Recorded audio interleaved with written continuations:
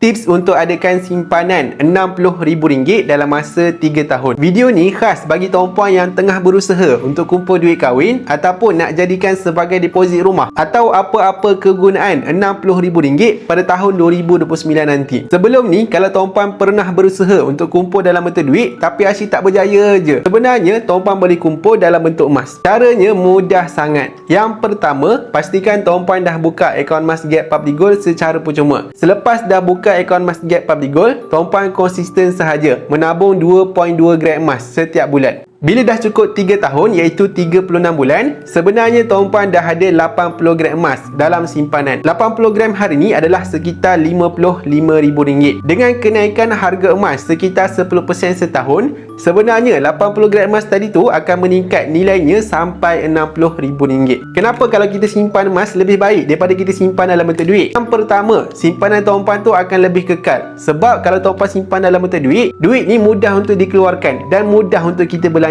Betul tak? Tetapi berbeza pula dengan emas. Emas ni tuan-puan kena jual dahulu untuk dapatkan duit. Lepas dah jual, barulah tuan-puan boleh guna duit tersebut untuk dibelanjakan. Aset emas ni adalah aset yang mudah dicairkan. Tak ada masalah pun kalau tuan-puan nak jual emas tu pada bila-bila masa sahaja.